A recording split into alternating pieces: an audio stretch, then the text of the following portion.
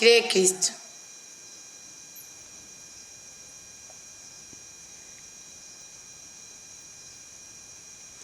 Rimbiri Imana wa Kristo mwese. Rimbiri Imana abantu mwese. Ririmbi ninahazwagi we ego mimanira dukunda ubudahemuka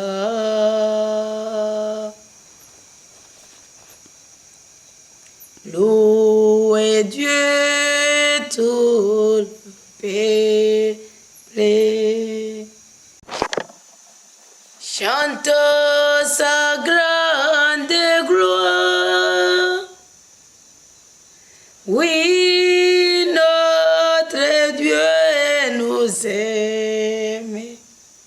Son amour est fidèle.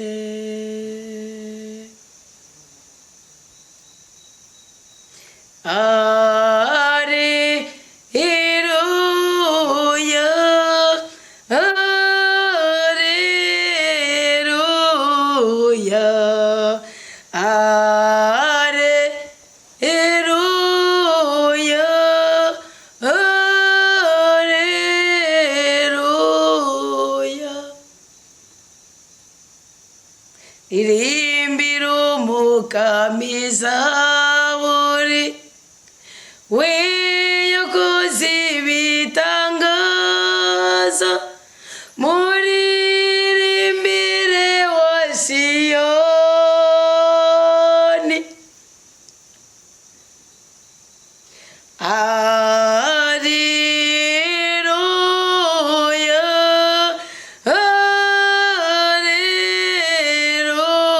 Alleluia,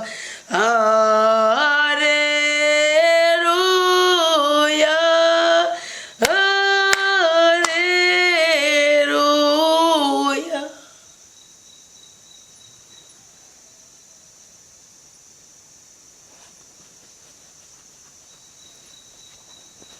turagushimiye cyane nyaguhora ku ngoma. Turagushimiye cyane wewe Mana umuremyi w'ubu buzima dufise. Turagukengurukiye n'imitima yacu yose n'ubwenge bwacu bwose, kuko uko biri kose dufise umwuka w'abazima kubera impuhwe, urukundo, imbabazi n'ubudahangarwa bwawe. Dawe wa twese ubyagiye mu ijuru, mu izina ry'umwana wa Yesu Kristo niho tuje gucanira iki gicaniro cya saa 12. Ni twebwe w'abana bawe bahiga umuhigo, uko tuzokwama dushengera tukaza kukuramutsa, tukaza kuganira nawe, tukiyomba tukava mu bwishyu, tukaza kumva ijambo ryawe kugira ngo uhembure ubuzima bwacu ku buryo bw'umwihariko uduhindurira amazina. Turi mu nyigisho y'143. Turagushimiye kubyo umaze kudukorera kuvana dutanguye gusoma Bibiliya dukotsako. Hari ubwenge washize muri twebwe, hari ububasha washinze mu mishaha yacu, hari ubutware watetururishije ubuzima bwacu, hari ubudahangarwa wateretse mu mitima yacu. Ibyo bintu byose tubiguhereye ku icyubahiro.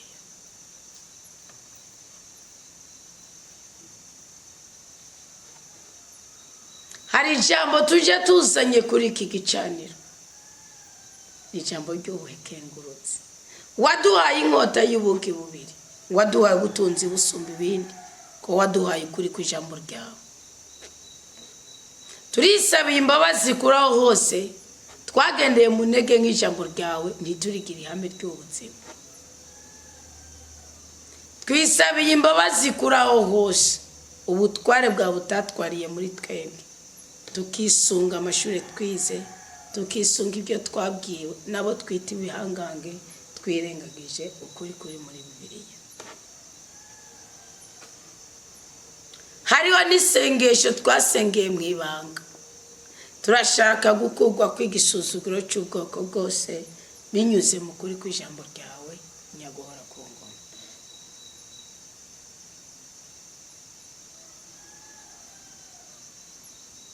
Mana, reka ndakuririmbe, ndaguha impundu ikwiye, niwe wampaye byose, niwe ukinikije ubuzima. Wampaye ababyeyi, ekuma n'ibibondo, iyo mana iratanga n'isoko ry'ibyiza byose.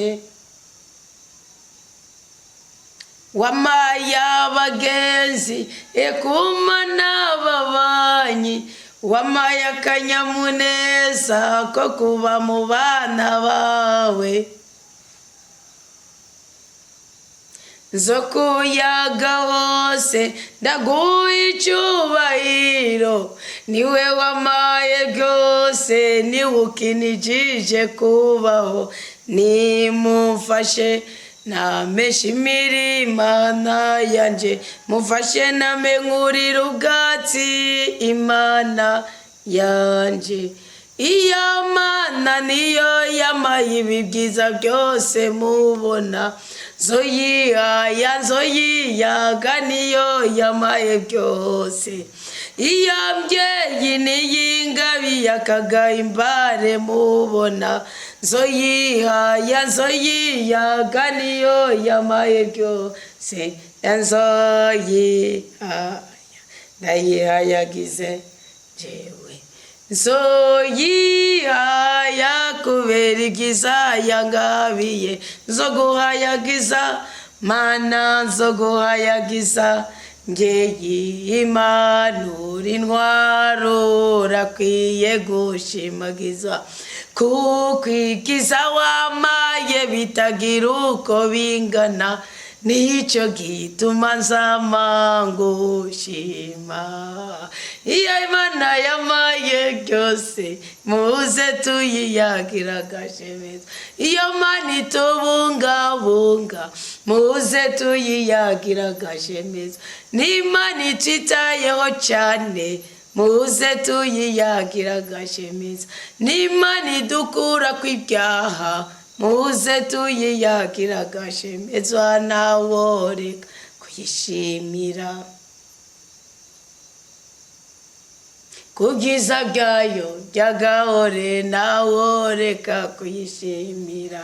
Banyamuryango haguruke tukoma amashyi, vuza ingoma twiyereke, vuza umudiho, inanga zose zisamirane, duhaye Imana yaturokoye, ntaworeka kuyishimira. Ntaworeka kugushimira nyaguhora ku ngoma.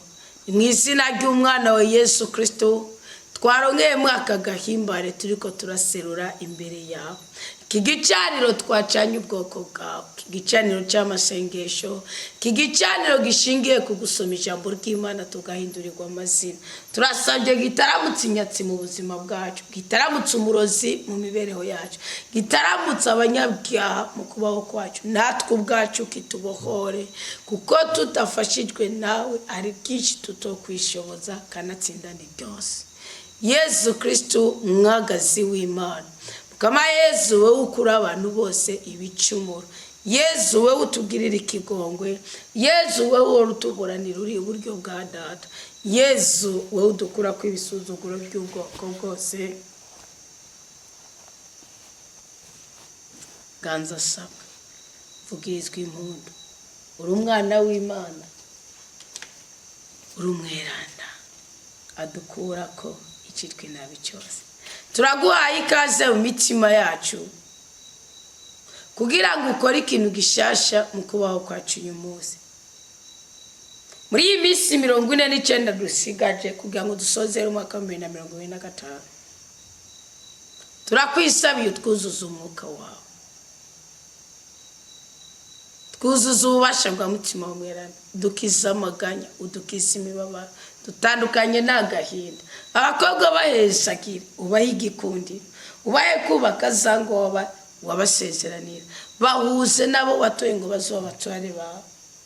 Abahungu bahesagire, abagore bapfukamye basengera ingo zabo, umugore arikurira ku bwa message yawe ngo aratawe.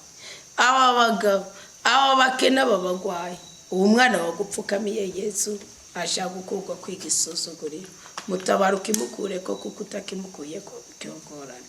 Ariko tuje gusenga uyu mubavu uri ku rya 10 uri kutwigoro, uri muko mashikana, tukemera umwana wawe kwanyagirwa n'amakuba, ntukemera umwana wawe kwanyagirwa n'imvura y'ibigeragezo, ntukemera umwana wawe kwanyagirwa n'imvura y'ibisuzuguriro, ntukemera umwana wawe kwanyanyagizwa mu ibihute, ntukemera umwana wawe kwanyaganyagizwa mu ingwara, ntukemera umwana wawe kwarererwa mu ibihago, ntukemera umwana wawe kwatungererwa mu amashano.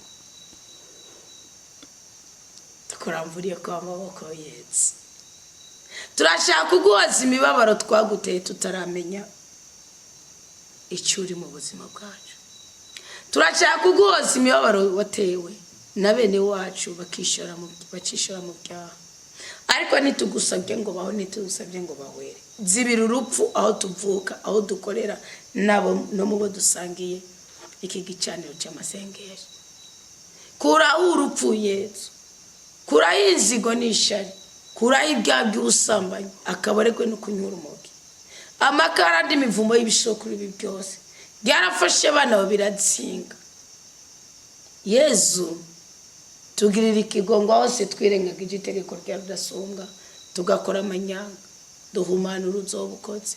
Turakwemera ko tutazongera gukora ibyagashinyagura. Urakoze duha umugisha, urakoze dukorera igitangaza. Abadandaza, abapolisi, abaganga, abigisha, abakora utwabo, abakoresha, abakoreshwa, abatware, abatwago, Yesu abasenga n'abadasenga. Erega ngo waragiye mu gisagara cya Sikari, ntabwo wari ugiye guhiga umusenzi, wari ugiye guhiga y'indushi, kandi indushi y'ibyaha. Umunyasamariyakazi niko Yohana kanavuga. Tugirira ikigongo natwe duhige kandi uraturonka. Bibiliya yatubwiye ngo Imana iravuga ngo nitwayihiga tutagomba kwigerageza izo twiyereka. Natwe Yesu turaje guhiga n'utwinyegeza. Kigicaniro cyacu kizana umugisha, kirukana inzoka, kirukana imbeba, kirukana inyatsi. Kigicaniro kirukana icamiro, kirukane agasuzuguriro, kirukana amadeni. Kigicaniro duhinduke bashasha, dukugwa kw'imyenda y'ubwoko bwose, duhabwa umugisha n'umugwiza. Amen. Tugire Kristo. Muraho muraguwe neza, babavuga kwikimatsi ngo murabahirwe, none ni kweki mubiyakana muri bo kuko mufise Imana, ngo muri bagafyeka. No, ibyo ni mubiyakana mubisubize kuba byatuye. Twarabwiyanye, twarabyejeje. Ndabaye ikaze muri zamu ryo gusenga dukoreje gusoma ijambo ry'Imana, dukoza ko turi mu nyigisho ya 43 twarabwiye 20 yonyene, aho Imana igaragaza ko intambara zidushira imbere mugayigize ko ari ije kutigwana mu kibanza cyacu, ariko ishingiye ku bwene tuyumvira. Kavuga ati nanjye ndatetemeza abo bose bashaka guhangana nawe, mugabo nawe nyemera. Aro nyemera, iravuga ngo nyemera, iravuga ngo nyemera. Turi mu gitabo cya 5, kugira turahagenze kandi vuga ngo turakomeye. Yadushikira kwa Yesu.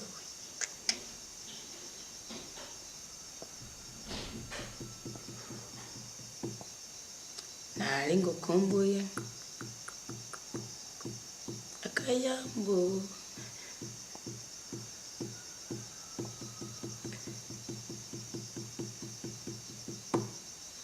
wigihe nari mu bugaragwa n'umurongo wa 26 igitabo cy'amategeko mu kigabane cya 2 n'inyigisho ya 43.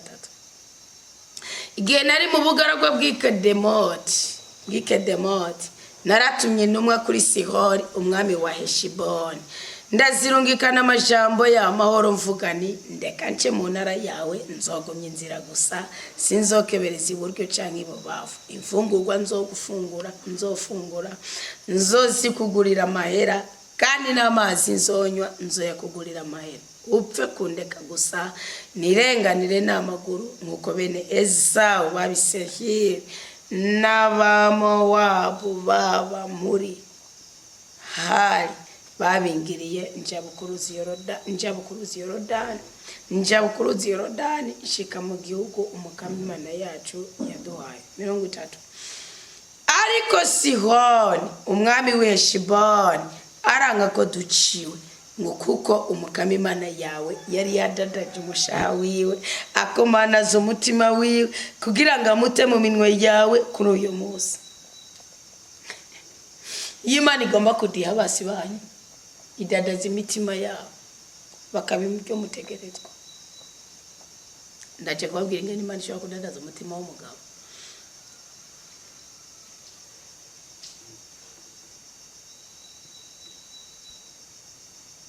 Hanyuma umukama ambwira ati era ndaguhaye Sihoni n'igihugu ciwe, tangura rero umurwanya kugira ngo wigarure igihugu ciwe. Sihoni arasohoka aza kudutangira ari kumwe n'abantu biwe bose kugira ngo atugwanirize iyahatsi.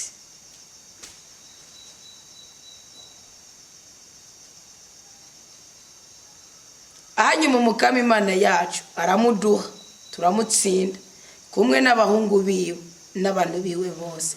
Ico gihe twigaruriye ibisagara byiwe byose kandi twatikije igisagara cyose, abagabo abagore n'abana nanagasigarira twasize mpore wa gihugu. Ibitungwa gusa nibyo twatwaye hamwe nibyo twanyaze mu bisagara twafashe kuva muri Haloheri iri ku nkengera y'uruzi Arunoni n'igisagara kiri iruhande y'uruzi ushika i Galahadi. Nta gisagara na kimwe cyatunaniye umukama Imana yacu yari yabiduhaye byose. Igihugu cya bene Hamoni cyonyene nico utegereye inkengera yose y'uruzi ya Boka, ibisagara byo ku musozi hamwe n'ibyo byose umukama Imana yacu yari yatubujije. Bavuga n'Imana itsinda ajya muja kuburana ukaburana abantu ujya gutanga igiturire canke kuraguza cyo kugira burya mu bamwihenze kuko Imana irabafatika bakona bagapfana ibigwanisho byabo mu ntoki. Isirayeli yigarurira ubwami bwa Hogi. Ubu ni uburyo bwiza bwo kurwana intambara zose ukazitsinda. Ubaha Imana ukumvira icyo Imana ishatse ugendana n'Imana ugacana cyaniro cyo guhorana n'Imana. Ikintu uzogishikira ni muri ndire gatoya. Isirayeli yigarurira ubwami bwa Hogi. Twarahindukiye tudugana inzira ija i Bashani. Hanyuma Hogi umwami wa Bashani aza kudutangira ari kumwe n'abantu biwe bose kugira ngo atugwanirize Edereyi. Umukama ambwira ati tumutinye kuko namutaye mu minwe yawe hamwe n'abantu biwe bose n'igihugu ciwe. Uzomugire nk'uko wagize Sihoni umwami w'Abemori ab'Heshiboni. Umukama Imana yacu yongera guta mu minwe yacu Hogi umwami wa Bashani n'abantu biwe bose turamutsinda gushika atanagasigarira na kamwe tumusigaritsa. Hari abantu ubutunzi bwabo babubikiye bubaha Imana. Icyo gihe nta gisagara na kimwe cyabo nzamutanga ibya 10 n'ukuri kwa reka nababwiza ukuri. Ubundi tubaha Imana ukaba ufise ikindi kintu utangira ibi kuko ni muzofuka inati. Iyo udatanga icya 10 utacana igicaniro cy'umukama ucana icya Bayali n'icya Shera. Usike waje nuko n'ibicaniro byanyu Shetani itabwetse. Nimureke Imana yitwa Imana, nimureke Imana yitwa Imana, nagenda genze hose nazungurutse hose narondereye hose nta numwe yosa nawe. Umva nagenda genze hose hose narondereye, hose hose nazungurutse, hose hose nta numwe yosana we nawe uriho, nta numwe yosana Yesu, numwe yosana we nawe uriho, nta numwe yosana Yesu, nta numwe yosana. Ni wowe wenyine munyentsinzi, abasigaye bose ni ndyarya n'abambuzi n'abangushe. Niyo mpamvu wowe uzohura nawe nutahuzwa nawe n'Imana, orara bizorangira guhemukiye. Ngo wazana intsinzi kubami n'abatware n'abantu bose, unanagasigarira siga nanatagasigariye sinze nibe sigura ko ashaka kuhicara. Erega ntunze umugabo yitwa Yakobo, abahungu biwe Rubeni, Levi, na Simeon, si batatu bakuru. Ngo baragiye bacibitsi ibitungwa byose bica n'abantu bamara ko kare banje kubenda ngo nibisiramuze kugira ngo bayidina babanje gufata ku ngufu umukobwa, gusamanya umukobwa wa Yakobo. Bakavuga bati muduhe no kuri dokwerane, bagatigenda mu Isiramuze twubwe nidushingirana n'amakafiri isike. Ngo bace bangera bakigwaye ta mugabo n'umashaka kugwana bagenda batsibitsi bose, ngo nibitungwa byabo na kimwe banyaze. Imana yakubagira gahinda arimuka. Kenda ko yari atari Imana muri murazije. Ngo irabica basira bakuvuga ngo irabica basira bakuraho na kamwe basigaje. N'amatongo yaho n'amakaya n'ibiki kareka.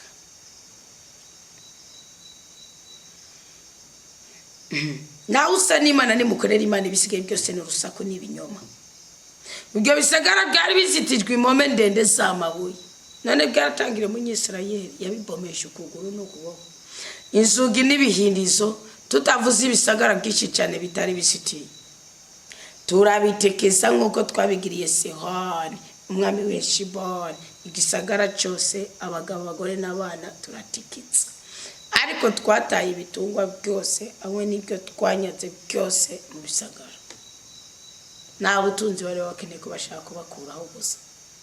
Igaburwa rya Galahadi. Icyo gihe babami babiri b'Abemori tubanyaga intara yo hakurya y'uruzi Yorodani, kuva ku ruzi Arunoni gushika ku musozi Elimoni. Uyo musozi Elimoni abanyasidoni bawita Siriyoni, Abemori bakawita Seniri. Apana Sehiri, no Seniri, kuko Sehiri ifise amateka ya tuzoyiganirako. Tubanyaga kandi bisagara byose byo mu Matawa, Galahadi yose na Bashani yose gushika Isereka no muri Ederei, ibisagara by'ubwami bwa Hogi muri Bashani. Nkako umva Hogi umwami wa Bashani niwe yasigaye wenyine mu gisigarira k'Abalefa. Ubu Hogi nzomubazanira ko amateka muzotanga tibyo muje murabizo nambara za Isirayeli ngaho boye. Ngo nabi Hogi umwami wa Bashani niwe yasigaye wenyine mu gasigarira k'Abalefa. Ikirwa ciwe cyari kirwa c'icuma, mbere kiriraba kwa bene Hamoni, gifise intambwe 9 z'uburebure n'intambwe 4 z'ubwaguke ufatiye ku ntambwe y'umuntu. Ico gihe niho twigarurira ico gihugu kuva ku gisagara Haroheri kiri ku ruzi Arunoni hamwe n'igice cy'umusozi Galahadi n'ibisagara byaho. Ndabiha Abarubeni n'Abagadi n'igice cya Manase. Ariko igice kindi cya Galahadi na Bashani yose ubwami bwa Hogi nabihaye cya gice cy'umuryango wa Manase nibyo. Intara yose na kuko Manase bari beshi bose. Intara yose ya Arugobu gushika ibashani hose niho bita igihugu cy'Abalefa. Yayiri mwene Manase yafashe intara yose ya Arugobu gushika ku rubibe rw'Abageshuri n'Abamahakati. Izo ntara harimwo na Bashani nargiwe gitwa ibigwati bya Yayiri. Izo ntara harimwo na Bashani azizi nargiwe zitwa ibigwati bya Yayiri gushika n'ubu. Makiri namuhaye intara ya Galahadi. Abarubeni n'Abagadi nabaye kuva Galahadi gushika mwabonye ko bwabo ninunze arabarube oye neza ko ari umugadi ariko ko ukuntu yahoze ndashaka kumenya Eliya Ibrahim Imana zombi imishurire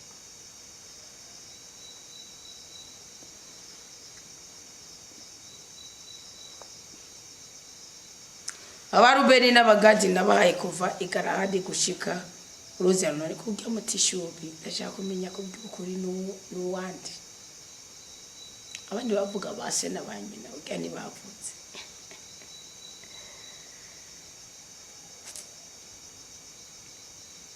Makiri namuhaye intara ya Garahadi abarubeni n'abagadi nabahaye kuva igarahadi gushika ku ruzi runoni urubibe rukaba hagati mu mubande no gushika ku mubande ya Boki ari urubibe rwa bene Amoni hamwe na Araba uruzi Yorodani rukaba urubibe no kuva ku kiyaga ca Kinereti gushika ku kiyaga ca Araba arico kiyaga c'umunyu musi y'imisozi yanamye ya Pisiga amaja mu buseruko ico gihe nabategetse mvugani umukama Imana yanyu yabahaye iki gihugu umucigarurira bantu bintwari mwese munzofata ibigwanisho mugende imbere ya bene wanyu bene Isirayeli abagore banyu n'abana banyu bonyene n'ubusho bwanyu ndazi ko mufise ubusho bwinshi bizoguma mu bisagara nabahaye ushikaho umukama azohera bene wanyu imore nkuko namwe yayibahaye nabo kandi biganzire igihugu umukama Imana yanyu yabahaye hakurya y'uruzi Yorodani umwe wese abone gusubira mu itongo n'abahaye burya gupfakarira geographically ibintu byatanguye kuvana kera ico gihe nategetse Yozuwe ndamubwira nti wiboneye n'amaso yawe ibyo umukama Imana yawe yagiriye bajya bami babiri uko niko umukama azogirira ubwami bwose uzocamo nuzubatinye kuko umukama Imana yanyu niwo bagwanira allo nuzobatinye kuko umukama Imana yanyu niwe abagwanirira nuzobatinye kuko umukama Imana yanyu niwe abagwanirira nuzobatinye kuko umukama Imana yanyu niwe abagwanirira okay don't be afraid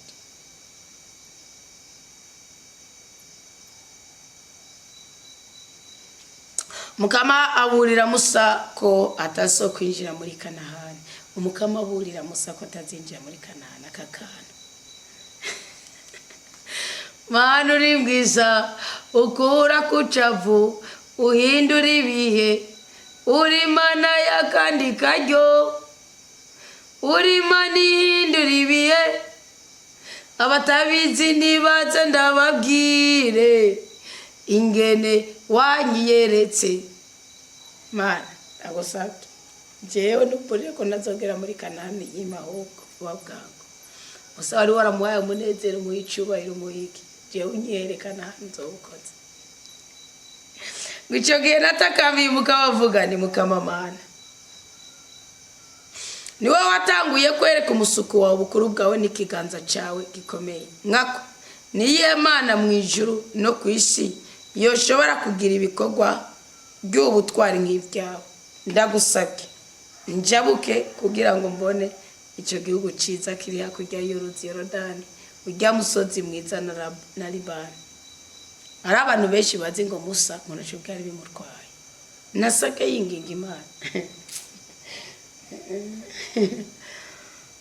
oya ko Imana imubwiye ati nuzabo muzavuze ndagusabye nayindi Imana irigira imbabazi nkawe ndagusabye ariko umukama arashavurira kubera mwebwe ntiyanyumvira niyo mukama yambwira ati sigaho nusubire kumbwira ibyo bintu Musa mbabarire gose sindi gutwenga wadajuratsi ko ngomba kuba ngawe ngayobora ubwoko bw'Imana neza icyo ndacemera kose ndagomba kubigicaniro Mano binyihereje gusa wowe umbitse icyubahiro gishingiye ku ijambo ryawe icyubahiro gishingiye ku kwambara neza no kwemerwa no kuba muremure no kugendera mu bintu byiza cyane wewe gusa umbitse ijambo ryawe rikiza ribohora ubwoko bwawe bubohoke butabagwe nzobone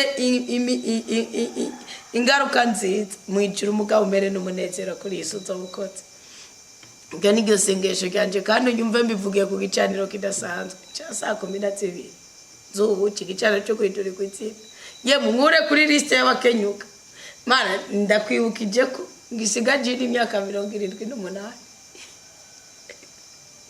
kandi nakwemere kuzogukurikira no kugukorera narakwemereye ko nzogukorera ko nzogusenga ko nazigera ndaguhemukira narimwe mana data warenge byose ndakwemera gushika kuzopfa kwanje Yesu Kristo warancunguye ndagusenga gushika kuzopfa kwanje mutima w'Imana urambohora ndakwemera gushika kuzopfa kwanje jewe akasyano ibatisimu nawe yangeze mu bibondo by'umukama naramwemereye ko nzomukorera ko nzomusenga ko nazigera Imana Musarata ati ndagusabye ungire neza namani wanye nayo sinzogere nabonye kijya gihugu ciza ngo ndacicaremo Imana ati Musa wagize neza nyaka 40 wayimaze kwa Yetiro Musa we ni 80 ari 40 yamaze kwa Farao ari 40 yamaze kwa Yetiro Mediane ari umwungere Imana yamusanga imuruga ikindi 40 imara mu bukara bwako bujyagiye gupfageze ko bajo nyaka 40 yayimaze 80 ndavuga ati reka ikintu wabiye wagwana imyaka 80 Imana ikabwira ati ruka nibechi Imana yakigiriye Musa baganira amasomo yandakabona mu biko bwayo Musa kaganyara mu ijuru ko ameze wowe uri kurihuta ngo ugirene kwigiya cyose mugotomera ibyamo muri ko murishira kagozi mu izosi yugotomera ibyawo uri kurakwega urupfu kuri wewe Musa araganda mu bubiko bw'Imana aranabivuze ati Miriyamu na Aroni nimusubire kuza mudedemba kuri Musa Tabanu bose tuvugana mu ndoto mugabo Musa araza tukaganira amasomo yandi Musa arambwira ati nshaka gukubona amasomo yandi nkamwereka mu mugongo nkuko mu bitugu Musa kaza nkandika n'urutoki rwanje n'ikaramu ryanje Musa ambwira uko abaze bisate Musa kaza mu ijuru akabona ihema ryakaza kuringaniza ngako isi Musa atakambye iti nyihera umugisha kubera ko atavuze ngo mamagara n'ubundi hari yageze kabadishima uzoza ryari Yesu kangu kumbuye mube muracecetse abarirekera tube turakora ubutumwa burahari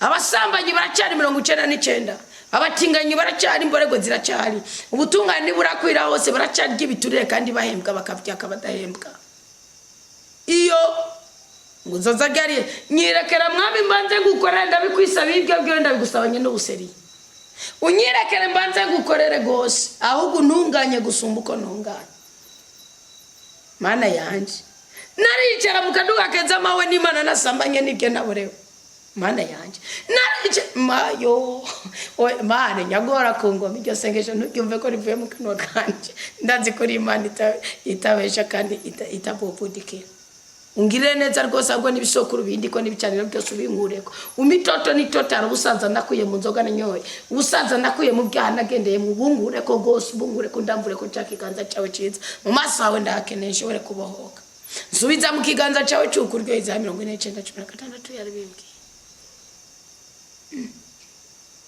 Mana magarika kuri wa musozi ukwambuka kw'impuzu z'ikigandara, wa musozi ukwambika kw'Imana yanje kutsotsa ryari.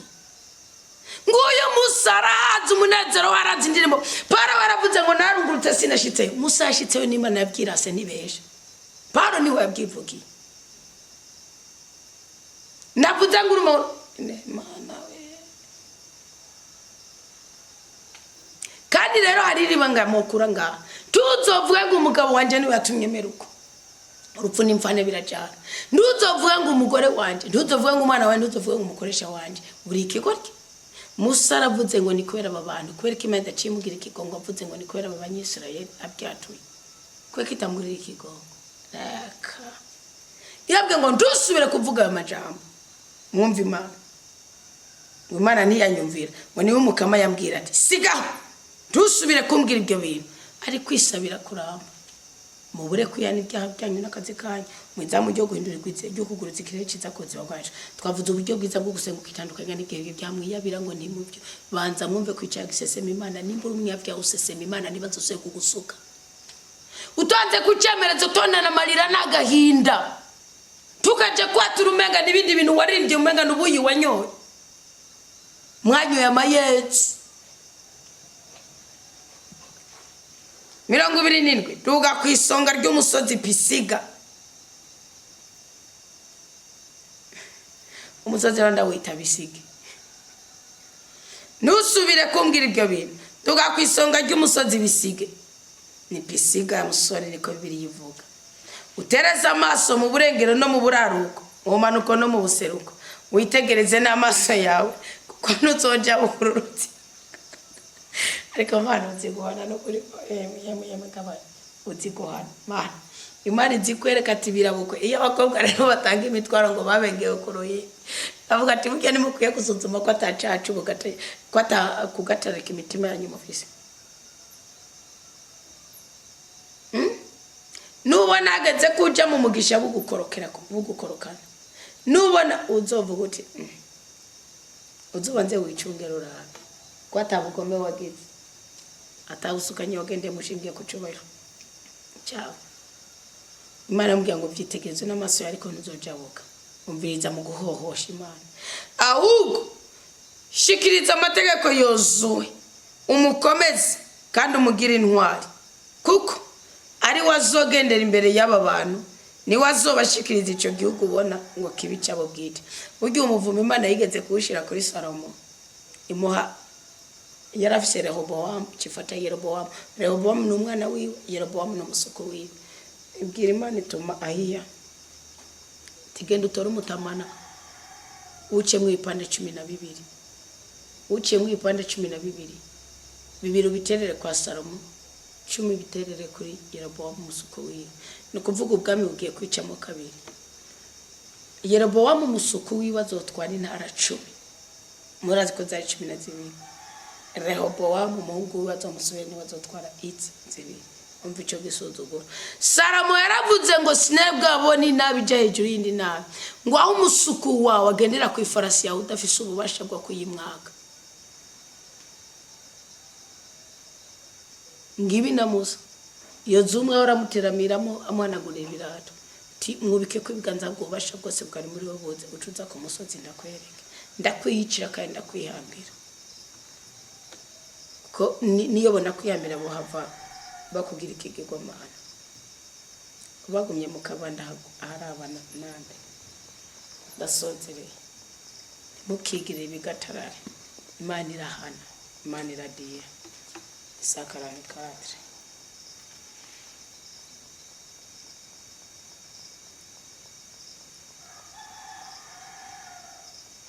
Imana ragere tubwire ni giki cyo tuma utozotandukana na Kanahani yawe. Ni Imana itegekanya ku buzima bw'umukristo kugira ngo ntazotandukane na Kanahani yiwe. Ni Imana yabonye kuri Musa iramugomwa. Ni Imana yabonye kuri Musa iramubuza kunezererwa icyo yari yaramugariwe gukora. Icyo tuzoganira ejo. Imana ibahumugisha, Imana ibahumugwiza, Imana ibarinde kubabara, Imana ibagura imbere. dawe udutabara dutere iteka dutandukanye n'ubugome ubwo ari bwo bwose busukanye ubwo ari bwo bwose tuzoboneka nani yacu tuzobona umutima wacu wuzuye urweze kuri icyo twahabiye guhera mu buto bwacu turakwisabiye ikigongwe ntukatubuze urubyaro hageze ko tubyara ntukatubuze igikundi hategetse ko dukunda tugakunda ntukatubuze umugisha hageze yuko dusarura ntukatubuze amahoro hageze yuko twishima ntukatubuze ibyiza hageze yuko tubigeza turakwisabiye ikigongo tubabarire rwose tubabarire utubwira akajede kose kugira ngo dutorane ibyiza byawe urakoze